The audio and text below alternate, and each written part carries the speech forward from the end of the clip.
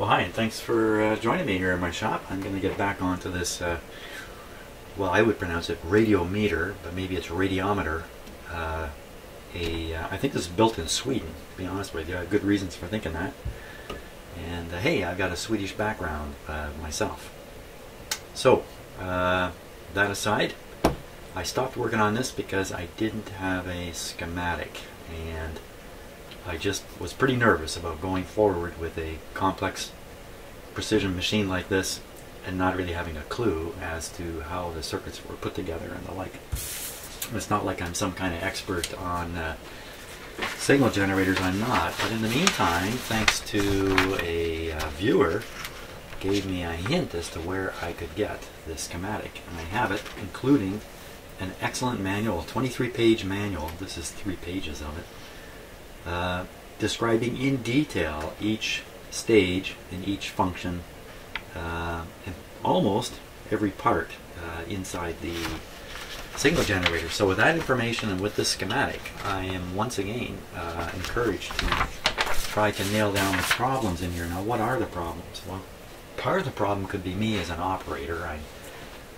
I'm actually not operating this quite properly, so I may not be getting out of it what is there to be gotten, but there are definitely some problems with it itself. It seems to have a weak output. The RF appears weak, certainly in certain bands and frequencies. It doesn't seem to be able to put out its proper amount. By the way, in case you're wondering what this is, I haven't figured that out. That's one of my microphones hanging there that you're listening to me through. So, and the evidence of that is that this, as I've read now in the manual, this is designed to be run with a 2-volt calibration point on the meter here, and when you get it up around 2 volts, the stability of the signal generator is very, very good. And that's why you want to set this around the 2 mark, and I can't often get it past 1. So the other problem with this is the internal modulation. It just won't hold in. I can get it to ring sometimes when I'm flipping the switch. I can get it to ring briefly, and it just fades out and it's gone. So there's no internal modulation.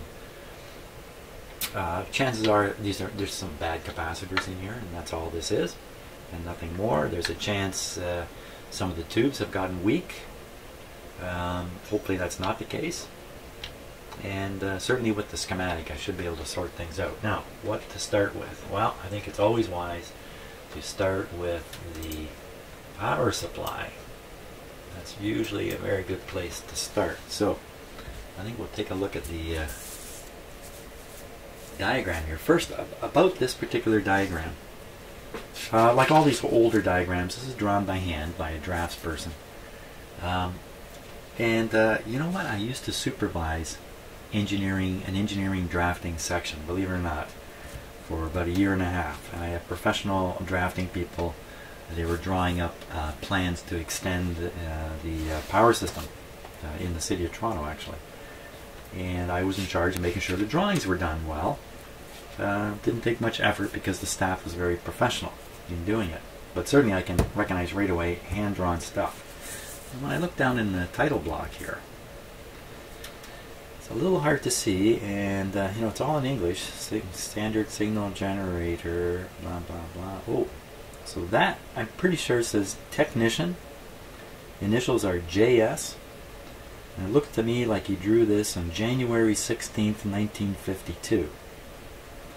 Now, what I would normally look for are the sign-offs by his drafting supervisor or some kind of supervisor, and perhaps the engineer responsible for the design here. But if you notice, this is not signed off. So exactly what this drawing is now is kind of curious. It's not signed off. It may not be accurate. It may not be completely accurate. And of course, this is how this device was designed at one point in time. As they manufacture it, they tend to update, make changes, adjust the parts a little bit, stuff like that. So this may not reflect exactly what's in my signal generator, but it should be pretty darn close. But also, the fact that it's not signed off means there could be errors in here. If this was not reviewed by anybody willing to sign it off. Over here are some red colored stamps. And unfortunately, I don't have the whole stamp here on the printout, but on my PDF copy of this, I could read it, but I'm not going to. But here's what it says here. Radiometer. This drawing must not be passed on to any something not authorized by something something. So that's another indication that this is a preliminary drawing. This could even have been done in the design stage, and then the devices were built, and then the end result was quite different. They made lots of changes, and this is just a preliminary drawing. Who knows? Who knows what the background is? But if your first assumption is that this is exactly correct, then you might be going to some dangerous territory with it. So keep that in mind. Number 2. Did I number these? Number 2. No, I didn't number any of this. There's no numbering. There's no number 2. So let's take a quick look, just kind of blocky through this, and see if we can't pick out certain areas. Now right away, here's the power supply. It's easy to see because of the big transformer here. Power supply filtering and the like. So here's the power supply. A couple of tubes right near the power supply. I'm not sure what those are doing. Okay, if we go down this end of it, I'll move the camera over here a little bit. You can see this lineup of resistors. I think they're all resistors, and some kind of switch here which selects a pair of resistors, feeds it into this grid. So this is obviously one of the 2 or 3 multi-position controls. This one is the modulation control, I'm pretty sure. I might even say right on here somewhere what it's doing. So this is, so here we are, external modulation. I'm not sure what that is. LE output, I don't know what that is. Internal modulation. So this selector switch is selecting whether you're going to accept the internal audio oscillation in here or take something from outside. This is definitely the oscillating area. So now there's the meter, and here's a bridge. So the meter can be quite sensitive and quite well calibrated. So this is the meter we see on the front here, on the front of the unit. That's this meter up here. Vacuum tube voltmeter built into it. Okay. Now you see another whole row of, pretty sure these are resistors here, and some kind of switching thing. And I see another whole row of things up here. These are coils, capacitors, resistors. So this is, and there's the band numbers there. 1, 2, 3, 4, 5, 6, 7, 8, 9, 10, 11, 12. 12. Well, I don't know why they numbered these up to 12. I think there's only six possible frequency bands here. 1, 2, 3, 4, 5, 6. 6 frequency bands, not 12. So and these tubes must be involved with developing the primary oscillation that becomes the output of the signal generator. This is probably the attenuator. Whoops. I'm like throwing my camera around. The attenuator. So this is the attenuator control here. You would expect this to be connected to some pretty precise resistors. These are probably precision resistors here. No, it's 200, 200, 200, 200, all the way along. So somewhere there's going to be an output terminal. There it is there. 10 ohm, 50 ohm. Looks like a 65 ohm resistor there. Huh. So that's how you get to 75. Well, that's interesting because on my unit it doesn't say 75, it says 50. It says 10 and 50, not 75. So there's a difference right there. Kind of a minor thing, but. And there's the multiplier right there. The multiplier switch. It's located here. Whoops, here. It's a different setting. Again, this would be very precise resistors and stuff in there. Interesting thing here. So this output, it says 50 ohms right there, and this one says 10 ohms right up here. Now this control has 10 ohms. There's a line that connects it to these settings.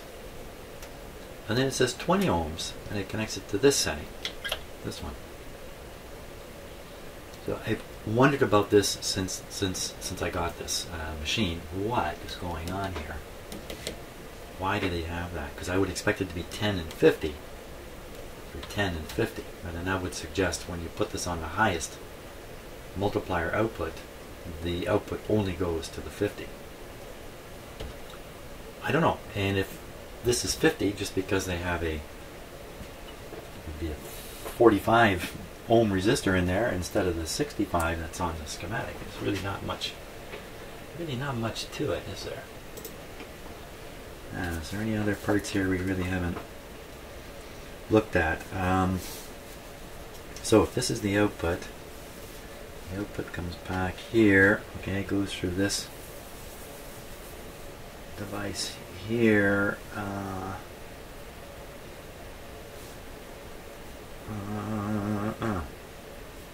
Well, here's the 2 volts here.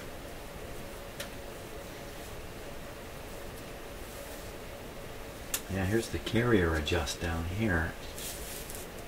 Right here. This actually, I read this because I did read through the manual very quickly once. This control actually varies the B+.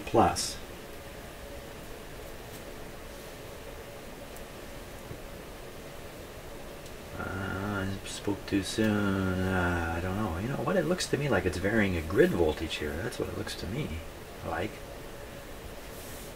Carrier up through here. It's clearly connected to the grid of this tube.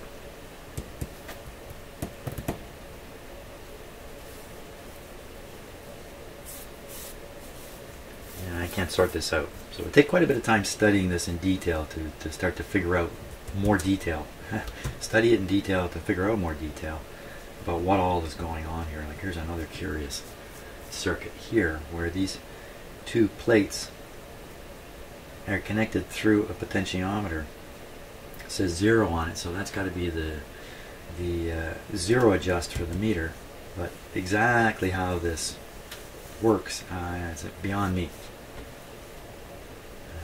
12 ET7 there. So here's another adjustment here. VA equals 160 volts.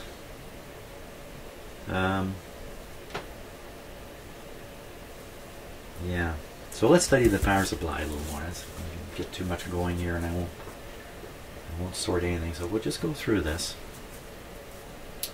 Let's see, line voltage coming in here. There's the on-off switch. There's a 2 amp fuse, and there's a selection of possible primary side input voltages.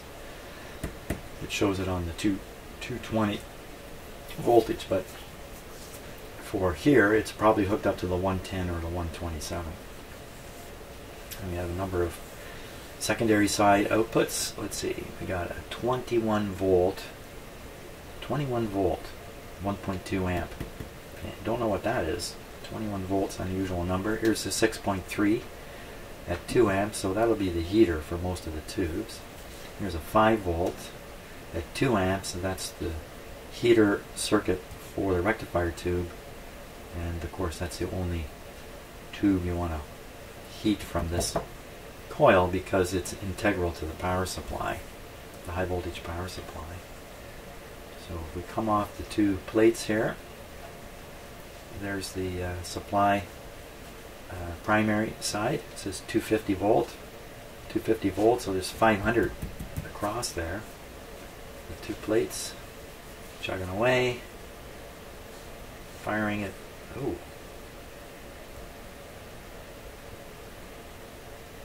What is that there for? You have two diodes.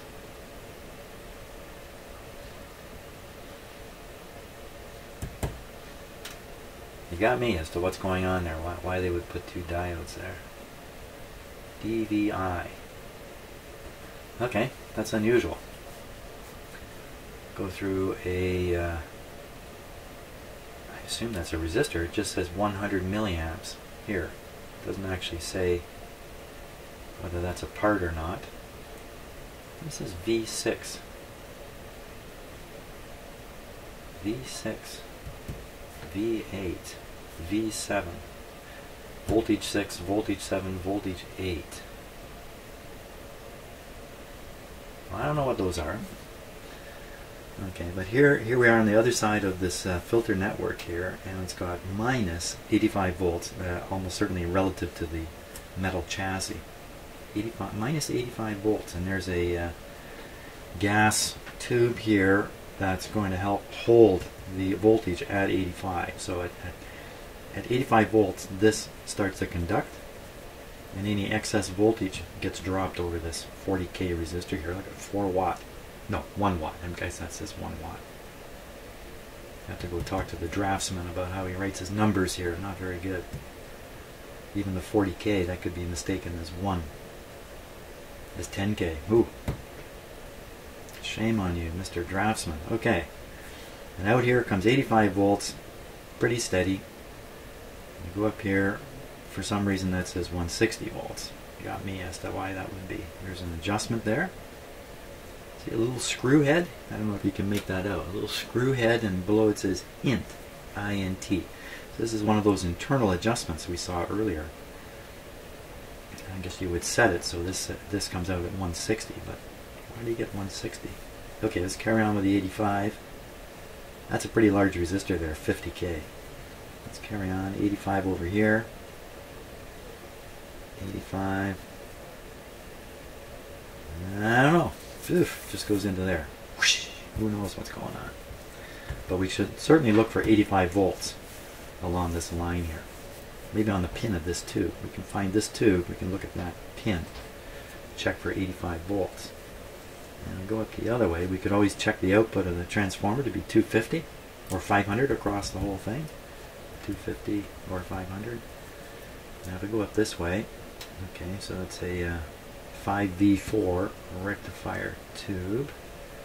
Here is 2 capacitors, 24 microfarad capacitors with a choke coil in between, which I think I saw that. I think I saw these 2 capacitors. Choke coil coming out the other end. There's the plate. I'm looking for any voltage numbers here. Okay, so he's written something there. ASCH 10. I don't know what that is. I can't really make out what that is.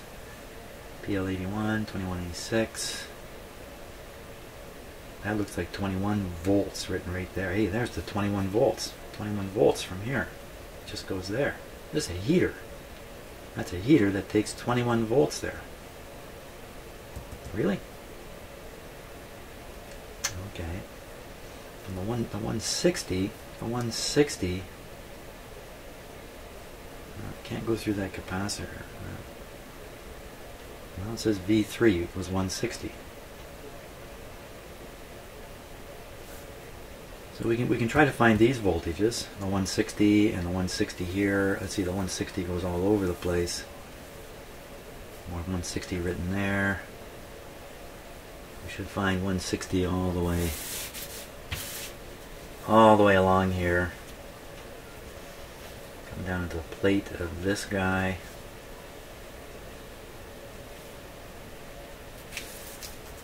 I'm trying to remember what the readings were I actually got when I poked around.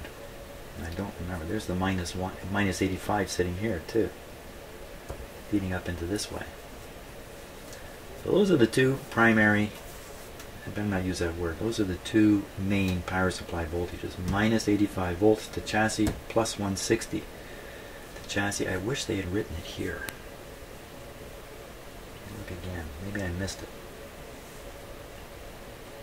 That's the rating of the capacitors, 450.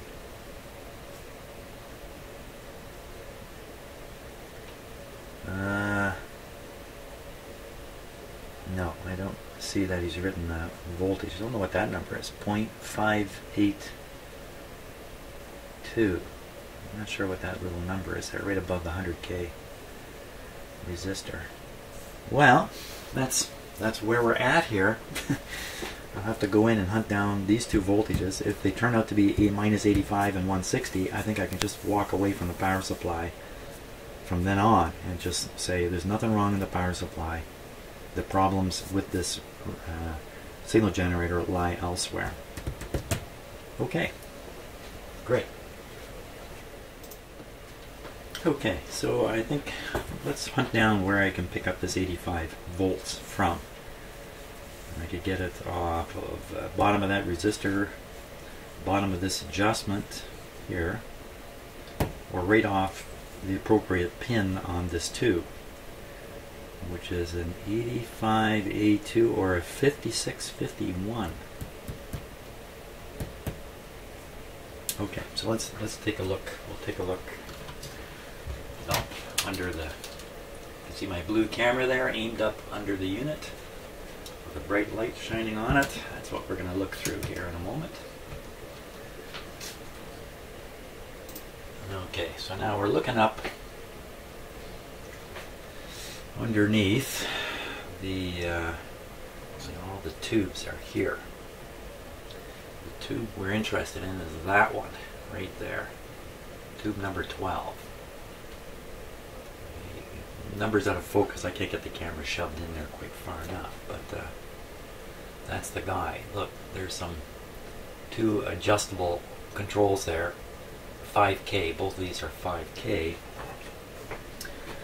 and there's a 5K right there, okay, which is right near this tube, but it's got this resistor here, so I don't think we can. Oh, look at that, VA equals 160 right on the sliding part. So we get the 160 off of there. Now here's the challenge. There's a 5K there. There's another one up here. 5K pot, and there's another one. Now that's a 10. That's a 10 right there. Trust me, there's another one in here that I came across. There it is there. Calibration of VTVM. Internal. So we'd have to guess a little bit about which one of those two 5K controls are the right ones, unless we can trace some wires. So it's much easier to get this off this tube, which appears to only have two connections. No heater, no nothing, which is I think how those tubes work. So if you look up, so there's the tube. Just go down and look way up here. There's the socket for it.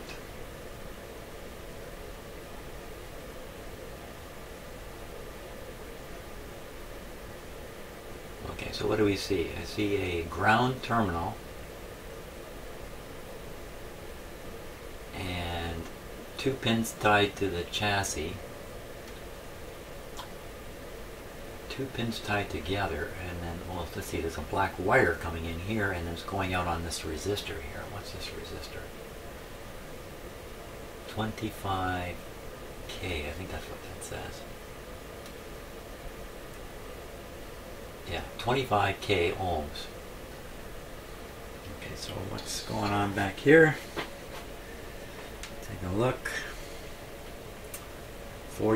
10K this way. I hate how those ones are showing. Don't like it. And this way it's a 50K. Oh, where? Oh, there's the 25K. 25K straight off. So I get to, let's see, and the other end of the 25K goes to, what's that say there? TILP 5K. TILP. I have no idea what that means. So, but here, one terminal. Okay, so I take the 25K. One terminal is tied to the 200K. A 200K adjustment. Ooh, that's not the 5K at all. It doesn't matter, because if I can find this 25K, then it should be easy to pick off this point. Let's go back under there, take a look again.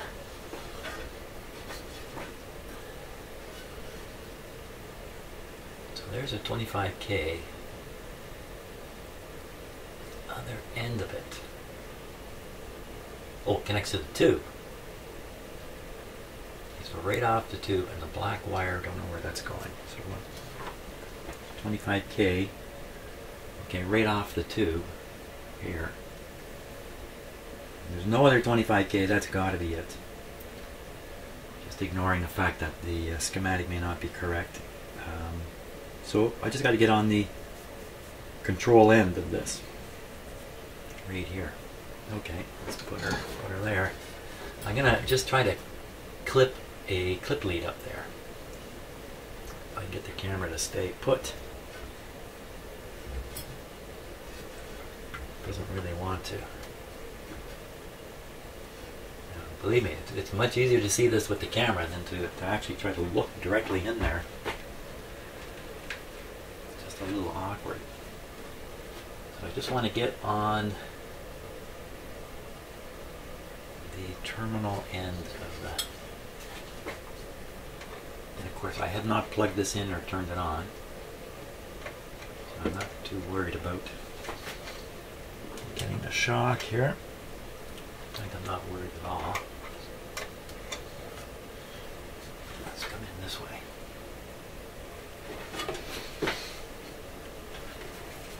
I'm going to have to look up there.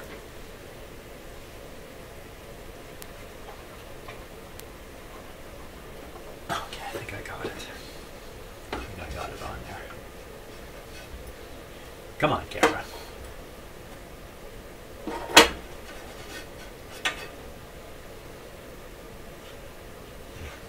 See from here, let's look from here. Okay, so there's the clip lead. Is it shorting anything out? It's on there pretty solid.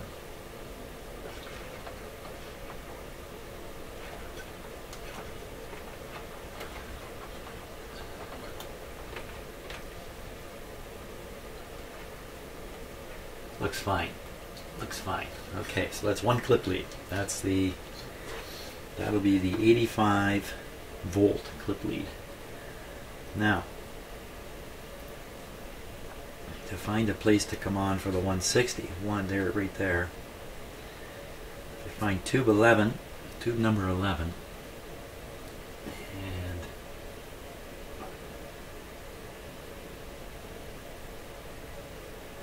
160 volts on a grid on a tube. Wow, that's kind of weird. There it is again, 160.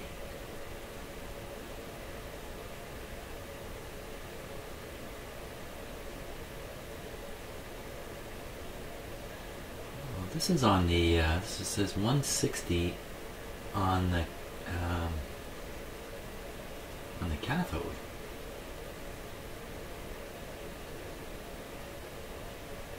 That's 160 on the grid. Huh. Okay, well, if I can find pin 2 of tube 11, I think tube 11's in the front here. Let's see. Tube 10, 7, whoops. No, maybe not. That's 12 we were just fooling with. There's 11. Ooh, what's all that scratching there?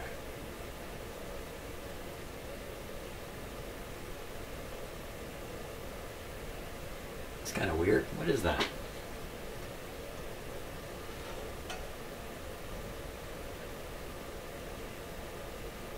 Well, it looks like a hole in the chassis that a little tang comes through to keep something from rotating. Probably this thing right here, right in front of us. Why it's all scratched up like that? You kind of got me. Okay. I don't think there's any consequence from it.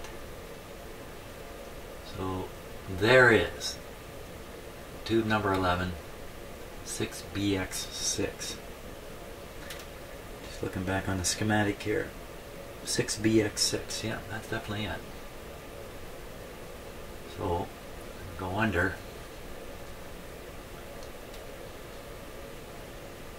Here it is one of those Hunt's capacitors that everybody's always suspicious about them.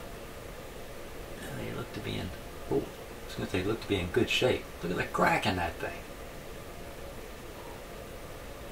Wow. Huh. Well, that's not likely to be in good shape. Because a crack like that's going to let moisture in. And moisture is the death of these capacitors, of course. Okay, now can we figure out pin 2 under here? Let me fix up the focus here. I'm at the limit.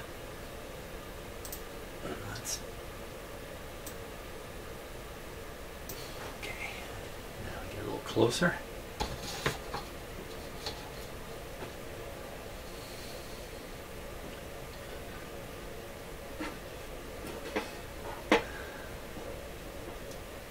I can't seem to see past the big capacitor there.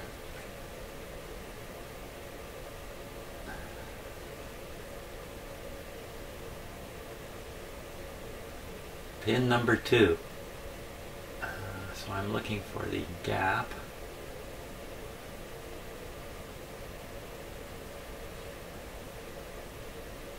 Or pin numbering. I don't see any gap here. Well, kind of tricky here. That's blocking my camera from coming around. There's another look at that capacitor. Look at it. Look at on the back of it. It's totally cracked. You know what? Maybe I've made enough observation right there just to say there's really no use. Oh, I've lost track of the tube here. That's the wrong tube. It's this one. It's this one in behind here. I cannot get the camera in place to get a look at it. But let's go back to the capacitor.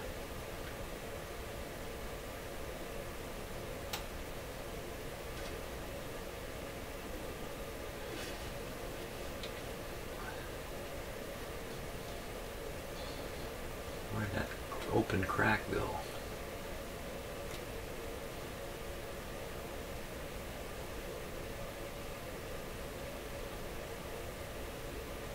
Oh yeah, there it is. I just have a little bit of trouble getting it focused. Yeah, there it is. Oh, there's a couple other Hunt's ones. Let's take a closer look at them.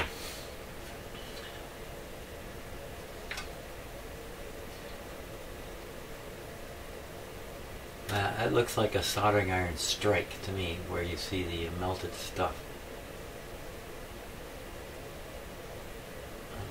The end terminal looks a little funny.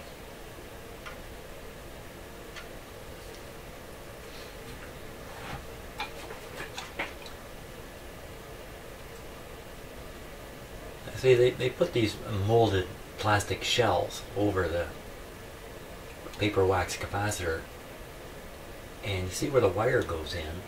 You can tell it's a gap there. At least it sure looks like it's a gapping out. I don't see the same cracking though on it as the other one. Sorry about my shaky camera work here. There's some more of them in here. Where? There's one right around the corner here.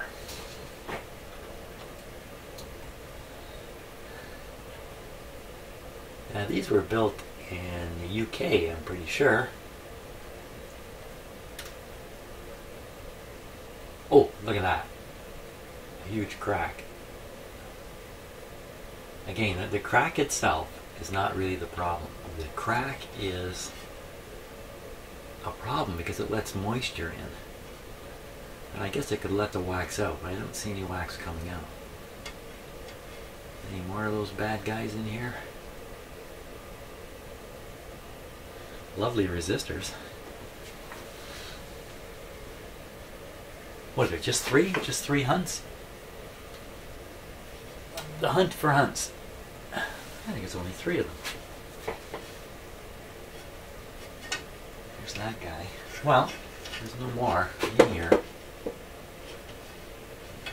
randomly looking around now.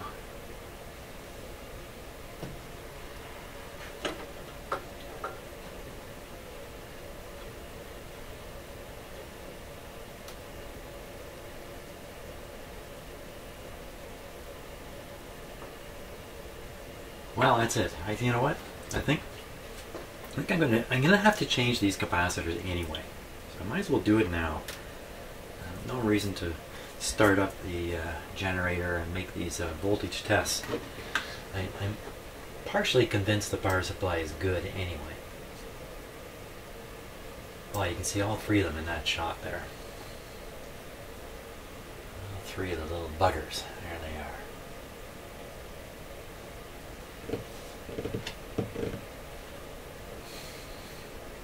Okay, I think I'm going to have to rearrange this whole, the way I have this on my bench. Because there's no way I can work up in there. So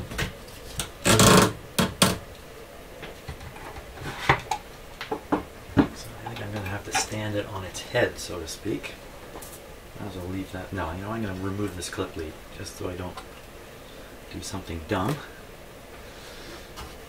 I'm just going to flip this thing right up here.